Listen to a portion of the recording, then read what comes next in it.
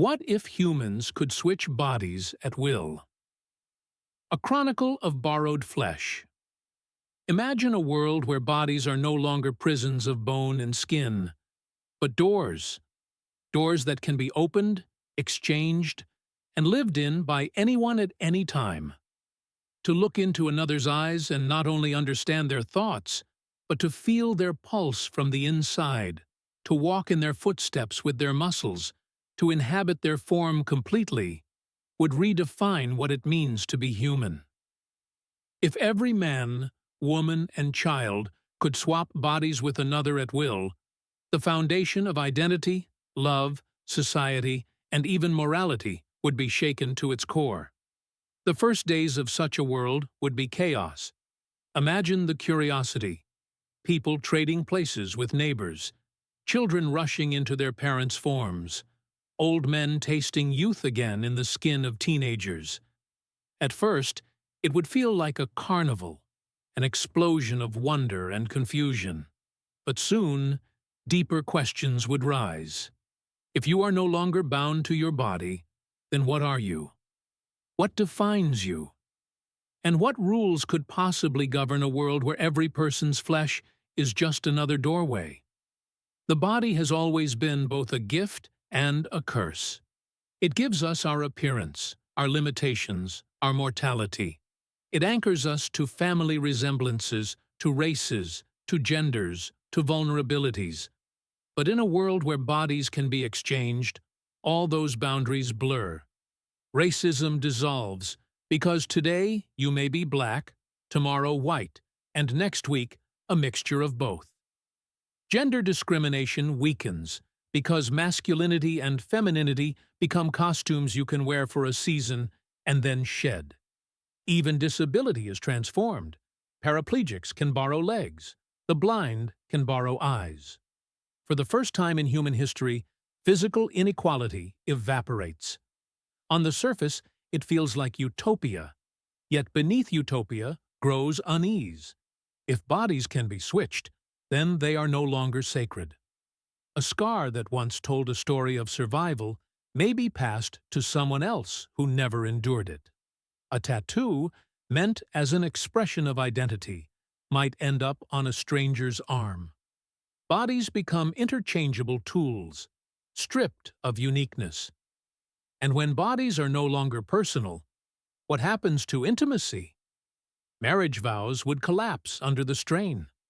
Lovers could no longer promise forever to the same eyes, the same lips, the same embrace. Instead, they would have to promise loyalty to a consciousness, to a mind that might wear dozens of faces over centuries. Some would welcome this, finding freedom in the idea that love is deeper than flesh. Others would despair, feeling that without one body to hold on to, love is only smoke. Betrayal, too, becomes impossible to hide. Imagine finding your spouse in the body of another, holding hands, whispering. Is it still them? Or has betrayal now taken on new dimensions? Families would grow unrecognizable. Parents might swap bodies with children as experiments, laughing at first, but soon realizing the trauma of roles inverted.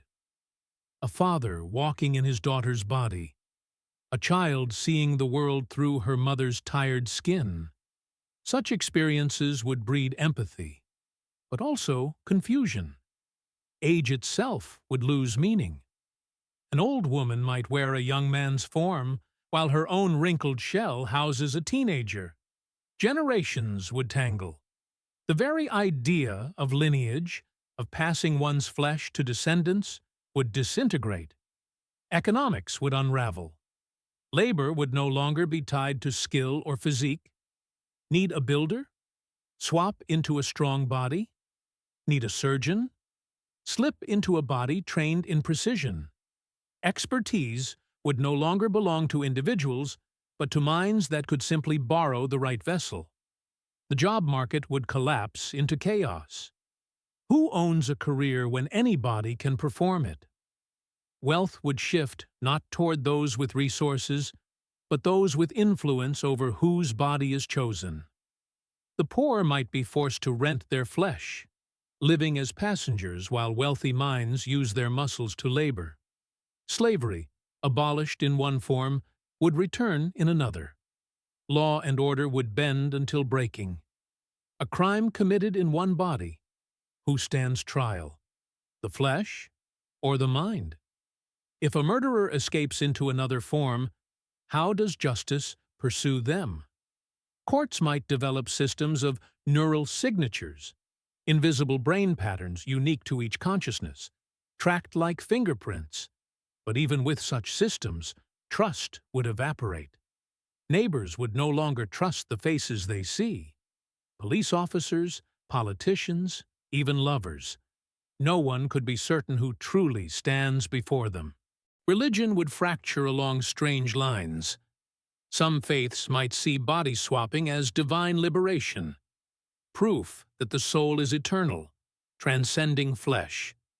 Others would see it as sin, a violation of divine design. Sacred rituals around birth and death would lose meaning. What does it mean to be born if your body can be replaced? What does it mean to die if your mind can leap into another form moments before death? Some sects would declare that the only true path is to stay with one body, to honor it as holy. Others would embrace constant switching as spiritual evolution, shedding flesh like snakes shed skin. And yet, perhaps the deepest change would be psychological. Humans need continuity. We build stories around scars, wrinkles, aches, and growth. Without them, the sense of I begins to dissolve. If you wake one day in another's body, then another, and another, what anchors you? Identity would become liquid, poured into new containers daily. Some would thrive in this freedom, reinventing themselves endlessly. Others would collapse, lost without the tether of one face, one shape. Mental illness would spread like wildfire. Dissociation, existential dread, fear of becoming no one at all. In response, society might create anchors. People might choose home bodies, flesh they return to after wandering. Governments might regulate switching, limiting how often and with whom. Therapists would guide patients through the shock of waking in strange flesh. Artists would explore new frontiers, painting with borrowed hands, singing with stolen voices, dancing with bodies not their own. A new kind of empathy would bloom. To walk in another's skin is the ultimate understanding. Racism, sexism, prejudice, these would crumble when everyone can literally live another's experience. But empathy comes with danger. The temptation to live in another's body forever, abandoning one's own shell like an empty house. Ultimately, humanity would stand at a crossroads.